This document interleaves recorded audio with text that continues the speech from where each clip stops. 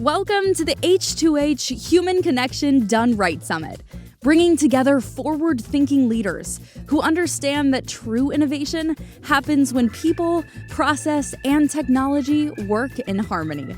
Lean into this refreshing, energizing experience designed to inspire you with a new approach to a timeless principle. Our speakers will offer fresh insights that will challenge perspectives and spark new ideas. Hello. I want to start today with a story about these two guys who are currently going through Code's Elevate Leadership Program together. And for a bit of context, what anchors our programs is what we call team practices, which are live, weekly sessions that are comprised of training and group discussion and smaller breakout groups that are really focused on getting reps and applying leadership tools. But the first thing on our agenda every single week, one of the most impactful parts of our program, is what I call Lead by Example, which is a dedicated space where participants are able to share feedback, business tensions, and share how they've been able to apply the Code toolkit over the past week. And so we were in this Lead by Example portion of one of my team practices a few weeks ago, and these two guys decided to speak up, and they work on the same team, and they kept running into the same challenge. They had these certain cleaning standards that they needed to maintain in their workspace, and the support from their team was not there. The work was not getting done. It was falling back onto them. Their stress was building. They were frustrated. They knew that they needed to address it. Now, there's a lots of ways that they could have handled this, right? They could have sent a passive-aggressive email. They could have pulled rank. They could have scheduled a meeting and listed all the things that weren't happening and told their colleagues to get it together. They did mention that as they were spitballing ideas, that they had considered just yelling at their team. Luckily, they chose to do something different. They took a moment, they stepped back, they reflected together, and they thought about what is the best way for us to go have this conversation. And between the two of them, they decided, what if we just tried being vulnerable?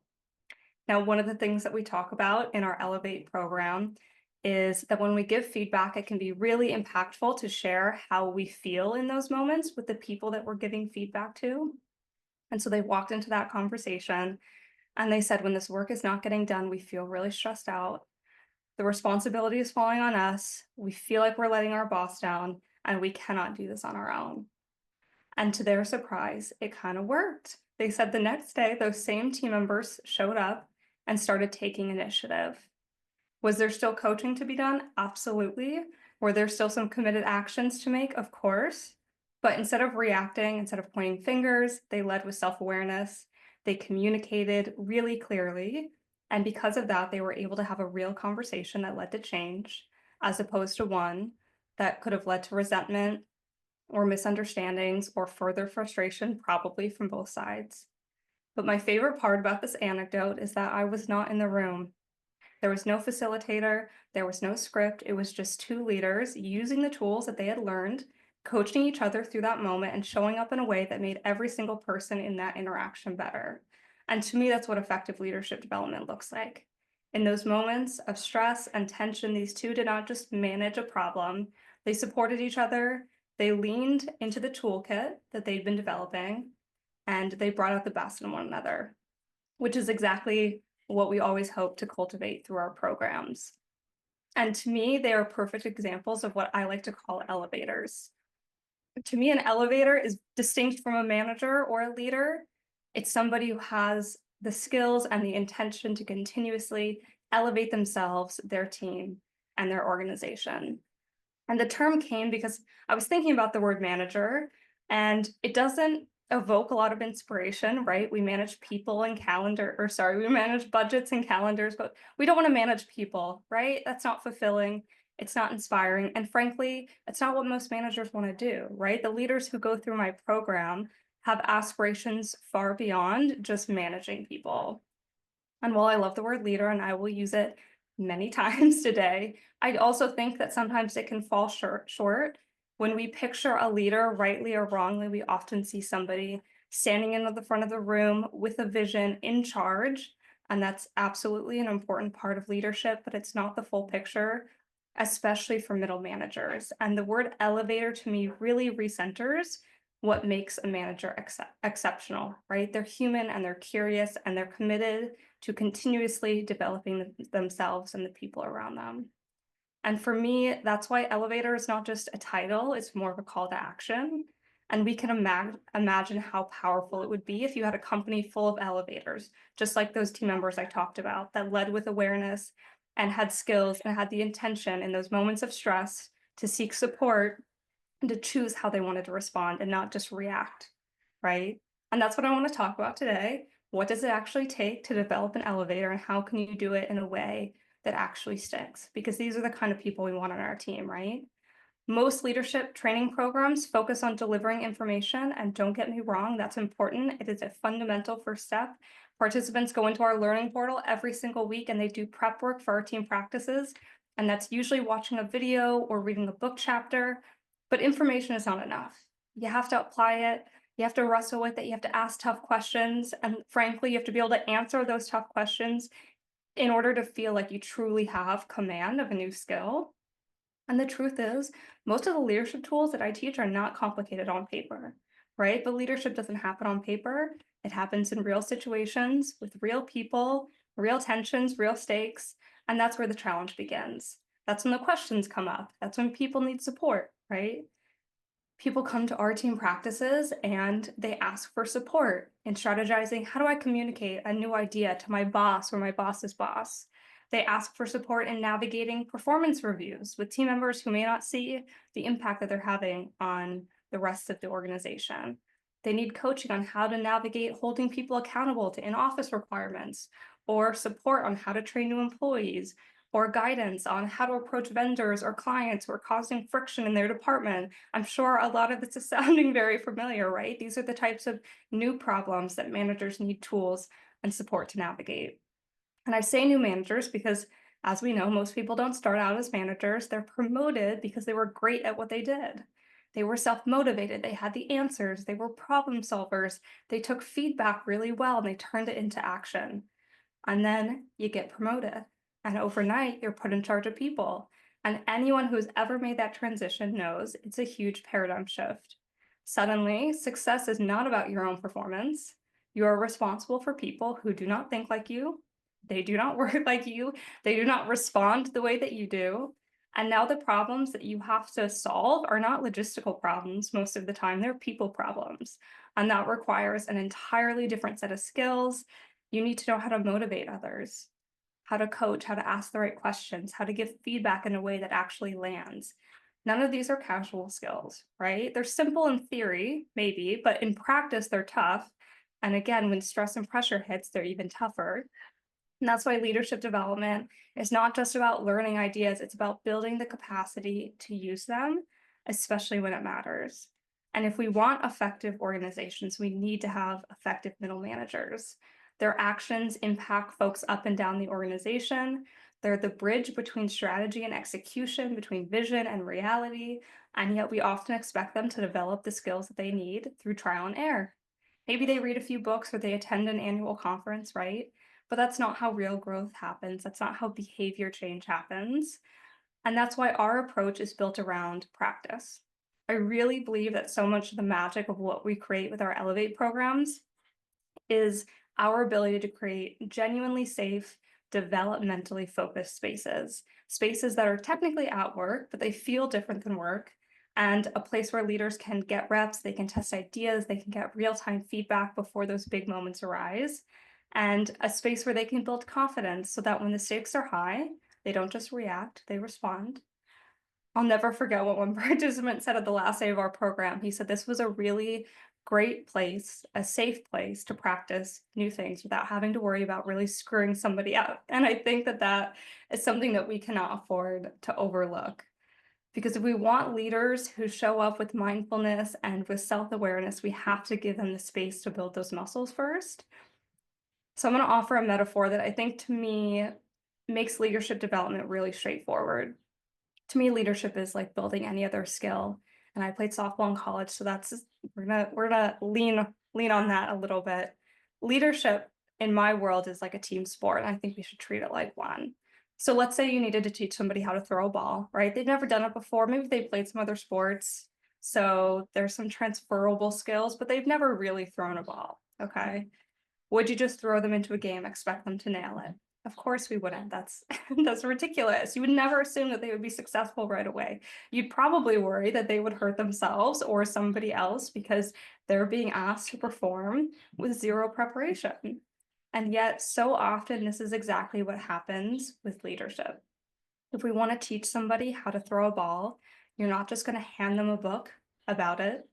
You're not going to show them a video and call it a day. You wouldn't put them in a room with a trainer who's just giving a really long lecture and expect them to perform under pressure. All of those things are really useful starting points, but they miss a critical step: practice, right? With any athletic skill, practice is everything. It's where you get reps. It's where you make mistakes in a low stakes environment. It's where you have teammates around you, people learning alongside of you, who can offer an extra set of eyes. It's where coaches can give real-time feedback, where you develop that muscle memory and you refine your form and you work through your blind spots. And if you do it enough so that when game day comes and the pressure is on, you don't just hope for the best, right? You know that you're ready. And for some reason, we don't always treat leadership this way. We throw people straight into the game and we cross our fingers and we hope that they figure it out, ideally with minimal damage, right? And when they struggle, which most new leaders do, we chalk it up to growing pains instead of recognizing that we never really gave them a real chance to succeed in the first place.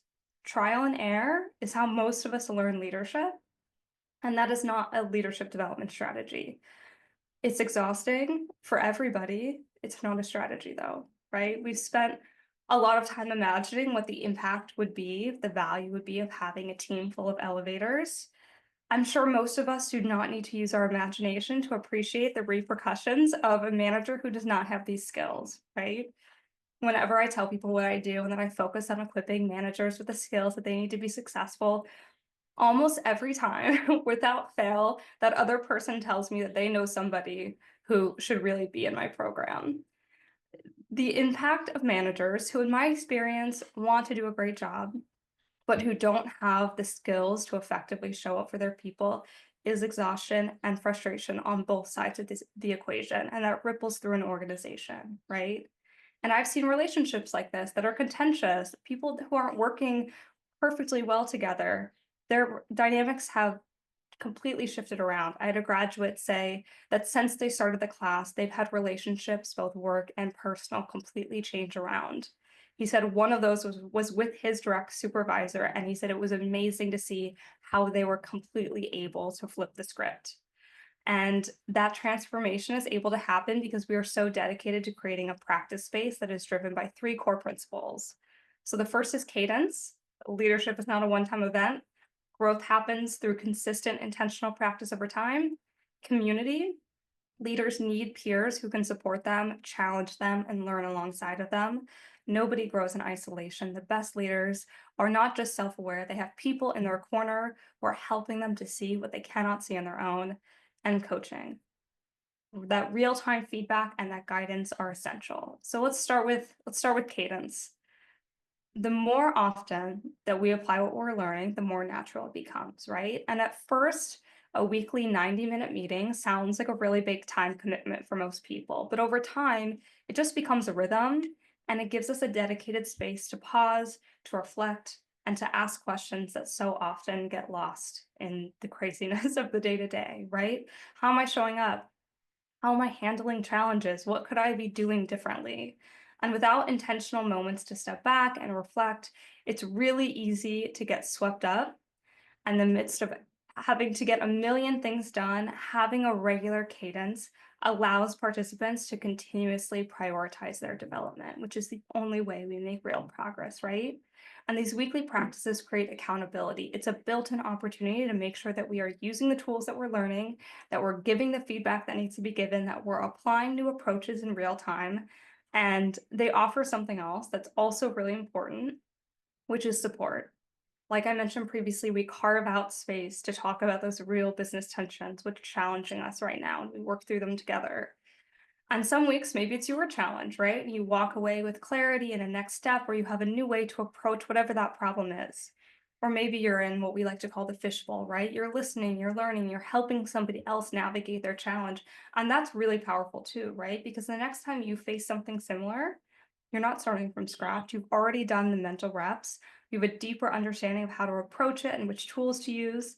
This rhythm, this practice, right, ensures that leadership development is not just theoretical. It becomes a part of how we think, how we show up, how we lead every single day, which brings me to the second piece of the puzzle, which is community, right? It can be really hard to remember what we read in a book. Doesn't matter how hard we try, like things start to slip out of our memory over time. But we do remember stories, we remember laughter, we remember the real moments that make ideas come alive. So a model or a framework that might seem flat on the page suddenly has a lot more depth when we see somebody apply it to a relatable situation. And that's why every leader in our program is part of a small 8 to 12 person cohort. And there's something that I've seen time and time again, which is that confidence grows in community. So many managers feel alone in their challenges. They just assume that everybody else has it figured out. But when they step into a space and they hear someone say, "Me too, I've been there," things start to shift, right? They realize they're not the only one struggling to navigate tough conversations. They're not the only one feeling the weight of responsibility. And that sense of shared experience is really powerful. I had a participant say that one thing that they really appreciated was the camaraderie of what they did in the program.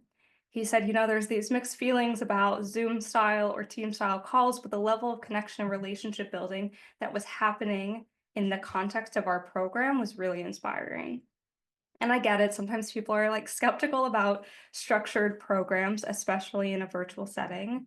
But when they're done right, these spaces don't feel like another meeting. They feel like a place that leaders can be real and they don't always have to have all the answers. And they can learn new things and they can take a deep breath and they can admit when they're stuck and when they need help. And that's where the magic starts to happen.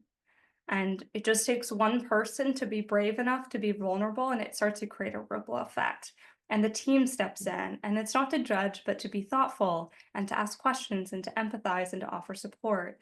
And in doing that, your command of the toolkit grows in tandem with the trust that you're building with your team members, right? Think about the anecdote that we started with today.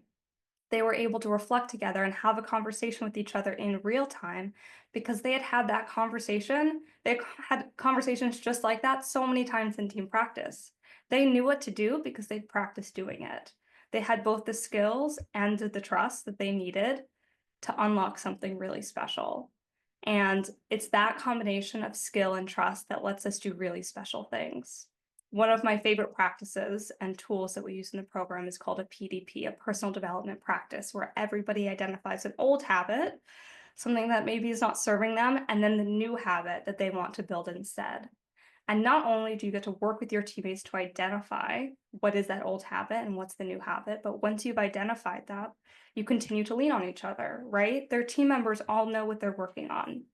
And inevitably, when we slip back into our old pattern, our old habit, there's somebody there to nudge us in the right direction.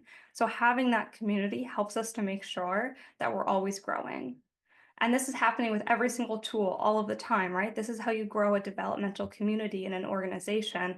And this is why our leadership tools stick, because they're lived experiences reinforced by a team who genuinely cares. And that's what elevators do. They help each other rise. And the last piece here is coaching, right? Every session includes live coaching because having real-time guidance as you put these skills into practice makes a big difference. As a trainer, I'm trying to ask the right questions and offer perspective and help people refine their approach in that moment. If you think about it this way, right, we'll go back to our analogy. If you're learning how to throw a ball, you don't want to throw it 100 times with the wrong form. That's not making you better, right? That's just reinforcing bad habits. The same is true for leadership. Practicing it the wrong way doesn't help anybody. So that's why live coaching is such a critical part of what we do. Leaders don't have to wonder if they're on the right track. They get the immediate feedback. You have a coach that can tell you yes or no, or, tweak it. Let's do it. Just try it this way. And that gives them the confidence to keep going, right? Knowing that they are developing in the right direction. And we also make sure that coaching is accessible whenever a participant might need it, not just in our team practices. So our learning portal is set up so that when someone is working on their weekly reflection log or their weekly feedback log and they need help, they can submit their work directly to me. So not only do they always have support, but we've leveraged technology to make asking for that support really easy. We've created a system where leaders can practice, course correct, grow, all with the expert guidance right there in the room, no matter where the room is. So I've touched on it here and there, but I do want to spend a little bit of time talking about the actual toolkit that we cover. Our leadership toolkit is built around 4 key areas. Every tool that we teach falls into one of these 4 buckets. It's either a self-awareness tool, a communication tool, a coaching tool, or a team and company dynamics tool. One of the biggest things that I emphasize throughout our program is self-awareness. Looking in the mirror, right, before we look out the window. And as we introduce new tools, the question isn't just how can I use this to change others, but how can I use this to show up differently, right? Our elevators are asking questions like, how am I showing up? What is my mindset? Where do I feel stress and pressure? How can I communicate more effectively? They are reflecting in real time. And with that in mind, communication, like I said, is a huge focus. Learning how to give feedback the right way without shame or blame, and ensuring that conversations are happening in a timely and productive manner. Coaching, again, another key piece, especially for new managers. Most managers, like we talked about, are promoted because they knew the answers as individual contributors. They've probably done that job before. But great leadership is not about having all the answers. It's about asking the right questions so that your team can critically think and grow into their own potential, right? And then, of course, team and company dynamics is woven into everything. Understanding where dysfunction is coming from, knowing how to effectively address it is really key to creating strong, healthy teams. And what's powerful about the toolkit is it's so interconnected. As we move through the program, each tool builds on the last and it creates a stacking effect where skills reinforce each other. And by the end of the program, leaders are leveraging a really robust toolkit. They can throw an issue on the table, diagnose the root cause, understand the goal, and confidently choose which tool is going to move them forward. And that's how elevators save time, they reduce friction, and they drive results, right? And this approach is not just theoretical, it's measurable. Over 97% of graduates report feeling more capable and empowered. Over 95% they say they feel more equipped to lead their teams effectively and handle real-time leadership and interpersonal challenges. The vast majority find that tools are practical and applicable. Participants emphasize the value of learning alongside their peers, strengthening both their individual leadership skills, but also the team cohesion. We have spent years refining this approach, learning how to lead into structure and community to create an environment that is equal parts training and support. So if you're looking to develop the leaders on your team, I hope this has given you a little bit of insight about how you can approach that in a way that is going to be truly impactful, both for those individuals and for your organization. And I implore you to imagine what could be possible if your organization was filled with elevators. If you'd like to learn more about Code or Elevate programs, you can visit us at code.co or on social at code.co or connect with me on LinkedIn. Thanks, everyone.